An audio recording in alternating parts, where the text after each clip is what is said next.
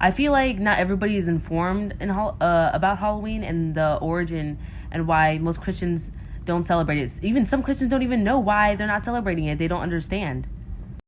I feel like not everybody is informed about Halloween and the origin and why most Christians don't celebrate it. Even some Christians don't even know why they're not celebrating it. They don't understand.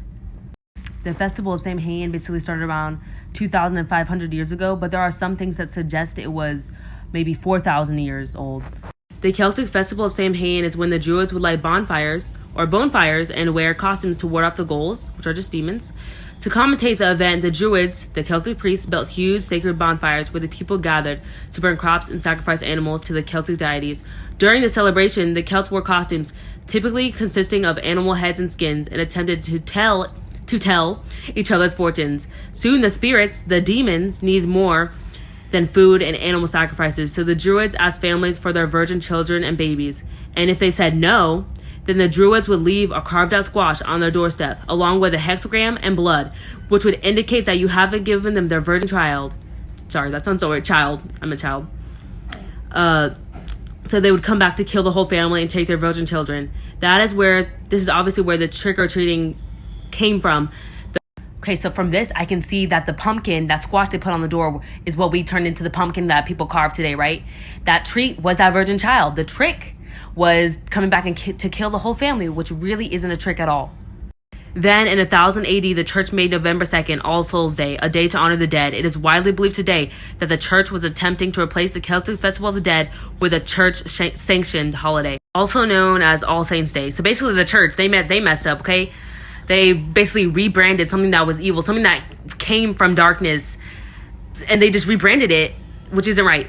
And believe it or not, Halloween to witches and warlocks is probably their favorite holiday. To them, it is the day when the line between the spirit world and the natural thin. To them, it is the day that their spells are the most powerful. They spend months working on their spells just for this day. That is why people go missing. People are dissected. People are sacrificed during this day, and animal shelters are broken into for sacrifices.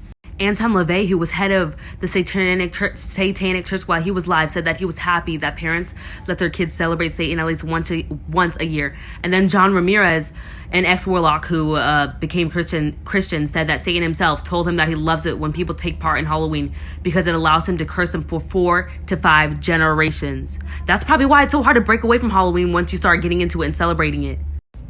Okay, let's look at this picture. It looks so cute and innocent, but just because you change the face, that does not change where it came from. That ghost riding behind the witch is obviously a ghoul or a demon that the Druids made virgin child sacrifices to. Now let's take a look at the witch. Carol Kornacki, an ex-witch who is now a Christian, explained that the witches and warlocks referred to this cone on the top of the witch's head as the cone of power, which indicated that the wearer operated in sorcery, cantations, and spells. You may even find a crescent moon and star on top of that hat, which witches believed in the goddess Diana, the goddess of fertility, who was the goddess of the Romans, and the stars as the stars of Lucifer. Now let's look at this picture. Because of a black cat's color, practicing witches think that they represented evil. It was believed that the spirits could inhabit the black cats and communicate. Because of this, most, not all, practicing witches wanted one.